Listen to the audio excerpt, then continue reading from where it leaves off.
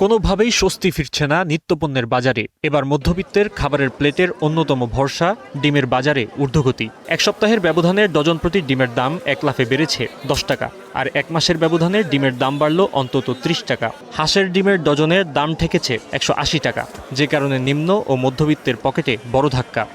সব জায়গায় তো এখন দাম বাড়তি, এটা তো আসলে প্রভাব পড়বে না। আমাদের ইনকাম অনুযায়ী হচ্ছে, যদি আপনার ব্যয় বেড়ে যায় এটা তো ডেফিনেটলি প্রভাব পড়বে সবার ক্ষেত্রেই।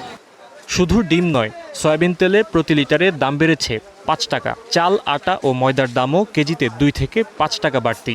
সবজির বাজারেও নেই সুখবর। গত সপ্তাহের মতোই চড়া দামে বিক্রি হচ্ছে শসা, টমেটো, বেগুন, কাঁচামরিচ। তবে সামান্য স্বস্তি ব্রয়লার মুরগিতে। কেজিতে 5 টাকা কমে এখন বিক্রি হচ্ছে 170 টাকায়। প্রত্যেকটা সবজিতে কেজিতে 20 থেকে 30 টাকা অটোমেটিক্যালি বাড়ছে।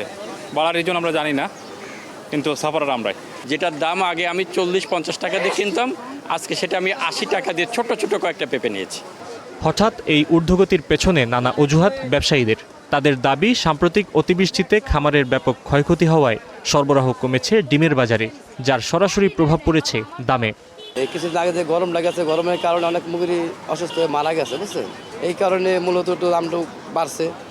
তবে ক্রেতাদের অভিযোগ, কৃষক থেকে খুচরা পর্যায়ে পণ্য আসতে মধ্যস্বত্বভোগীদের থাবায় নিত্যপণ্যের দাম বরাবরের মতোই আকাশচুম্বী। তাই বাজার সিন্ডিকেট নিয়ন্ত্রণে কঠোর নজরদারির দাবি অসহায় ক্রেতাদের।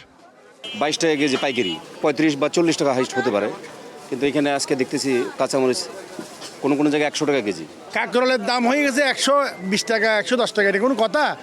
সবজি আমরা কি খেয়ে বাঁচবো বলেন না? হ্যাঁ, সব কিছু দাম বাড়ছে, কিন্তু আমাদের বেতন তো আর বাড়ে নাই। পাল্টাপাল্টি অভিযোগের বেড়াজালে আসলে পকেট ফাঁকা হচ্ছে সাধারণ ক্রেতাদেরই। তাই দাম নিয়ন্ত্রণে এখনই পদক্ষেপের দাবি ভুক্তভোগীদের। Fahim Yusuf, Star News, Dhaka.